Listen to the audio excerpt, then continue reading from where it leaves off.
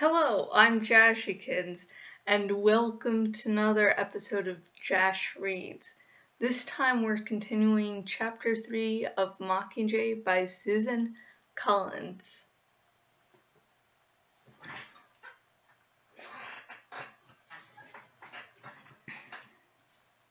In the morning, I see that 7 o'clock breakfast is directly followed by 7:30 command, which is fine since I may as well start the ball rolling. At the dining hall, I flash my schedule, which includes some kind of ID number, in front of a sensor. As I slide my tray along the metal shelf before the vats of food, I see breakfast is its usual dependable self. A bowl of hot grain, a cup of milk, and a small scoop of fruit or vegetables. Today, mashed turnips.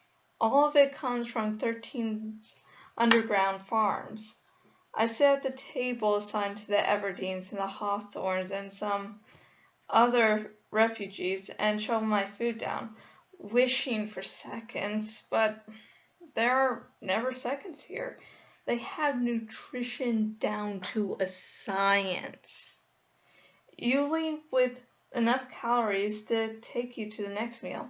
No more, no less. Serving size is based on your age, height, body type, health, and amount of physical labor required by your schedule.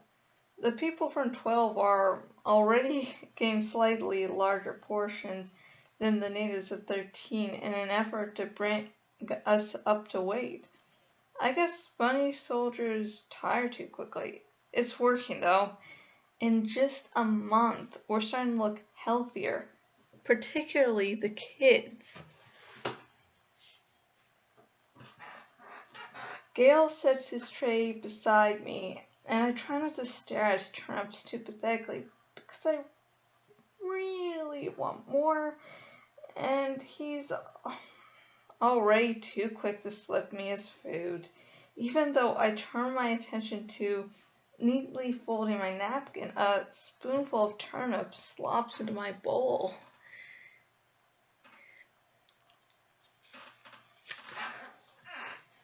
You've got to stop that, I say. But since I'm already scooping up the stuff, it's not too convincing.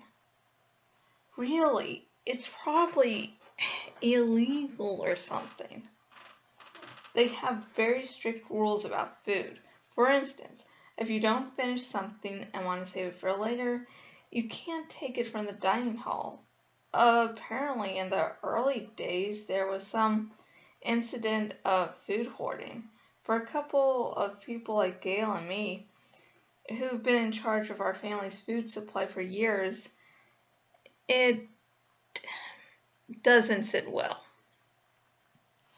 We know how to be hungry, but not how to be told how to handle what provisions we have. In some ways, District 13 is even more controlling than the capital. What can they do? They've already got my Komnikov, says Gale. As I scrape my bowl clean, I have an inspiration. Hey, maybe I should make that condition of being the Mockingjay. That I can feed you turnips, he says.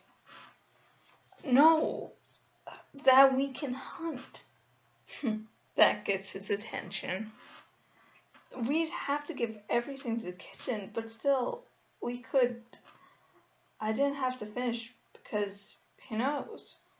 We could be above ground, out in the woods. We could be ourselves again. Do it, he says. Now's the time. You could ask for the moon and they'd have to find some way to get it. He doesn't know that I'm already asking for the moon by demanding they spare Pia's life. Before I can decide whether or not to tell him, a bell signals the end of our eating shift. The thought of facing Coin alone makes me nervous. What are you scheduled for? Gale checks his arm. Nuclear history class, where, by the way, your absence has been noted. I have to go to command. Come with me? I ask. All right, they might throw me out after yesterday. As we go to drop off our trays, he says, you better put Buttercup on your list of demands too. I don't think the concept of useless pets is well known here. Oh, they'll find him a job. Tattoo it on his paw every morning. I say, but I make a mental note to include him for Prim's sake. By the time we get to command, Coin, Plutarch, and all their people have already assembled. The sight of Gale raises some eyebrows, but no one throws him out. My mental notes have become too jumbled, so I ask for a piece of paper and a pencil right off. My apparent interest in the proceedings, the first I've shown since I've been here, takes them by surprise. Several looks are exchanged. Probably they had some extra special lecture planned for me.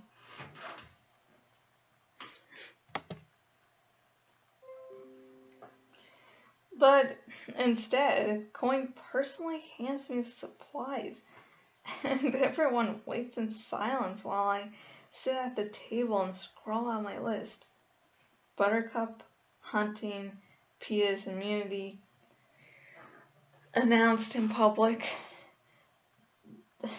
This is it. Probably my only chance to bargain.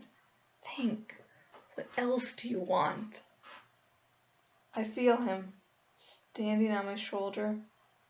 Gale, I add to the list. I don't think I can do this without him. The headache's coming on, and my thoughts begin to tangle.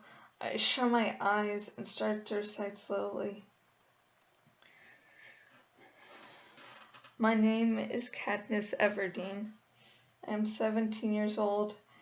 My home is District 12. I was in the Hunger Games.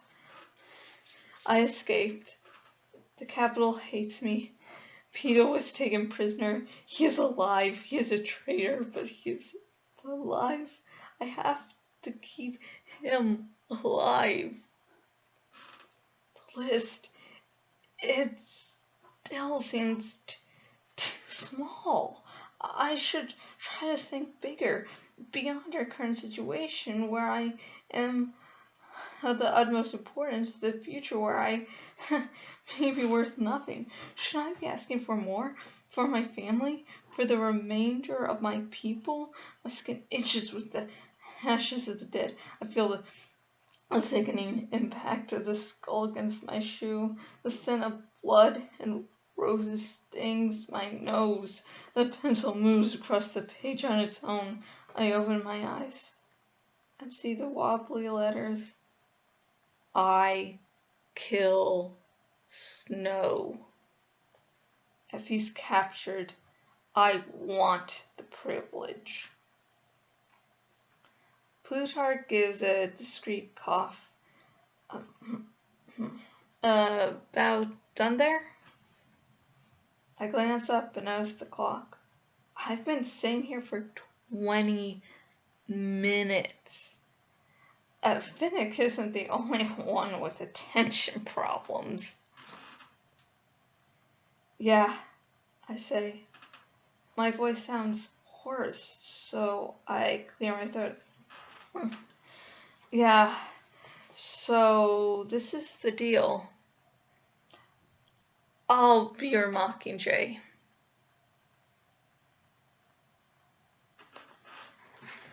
Okay, that concludes this part. Let's see. Let me make sure where I'm going to begin next time and when I'm going to stop. Okay. I'm sorry if I'm like keeping. No, I'm not sorry that I'm keeping these parts short, just so it's easier for me to do. Like all these pages and words and stuff and things. Oh god. But per usual, I'm not going to be talking about the chapter until I get to the final part of the chapter I'm doing. So, yeah, that words, things. So, if you do want to talk about what I've just said or things I've said previously, read previously, comment below. Just remember, no big spoilers. Of course, you can spoil the first 2 books because this is the 3rd fucking book in the trilogy. So if you've gotten this far, you should expect spoilers of what's happened before. So be aware when commenting below. I will, of course, be choosing on the proof comments, so I'll be able to monitor that. So, yeah. And this has come to the part of the episode where I take a shot. So, if you're one of the newcomers and you're like, what does he say take a shot when she just gulps a random amount here? That shot glass got broken. Long story short, I think I did actually end up talking about the shot glass thing in an earlier part of my Mockingjay dramatic reading. Yeah. So, if you drink alcohol, get the nearest alcohol around you, or get your favorite type of alcohol, beer, wine, some hard liqueur, whatever. And if you don't drink for whatever reason, milk, water. I'm also actually drinking hot chocolate here, so maybe have some of that. And so, let's see. I don't really have anything to say cheers to or here, or whatever tonight.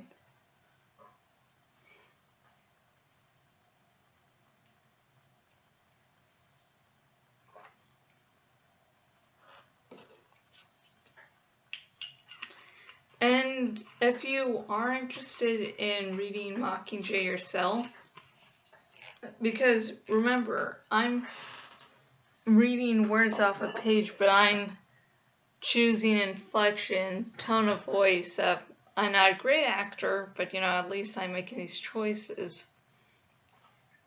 So it's not like so you may want to read the actual book so you can make your own opinions on how things should be said. Or you might want to buy the book because you're like, I just can't, I love Jash and what she's doing, but I really, really need to, see what happens next. I just can't wait till the next part. So if you want to buy Mockingjay, and you also want to help support me, a link to buy the book is in the description. I would highly recommend you read it. It's, yeah, The Hunger Games is a good trilogy, so if you haven't read the first 2 books, please stop listening to this dramatic reading and go and read the first 2 books, and then come back here, finish the dramatic reading, and hey, buy the 3rd book too. So, hey. So, yeah. So until next video, goodbye.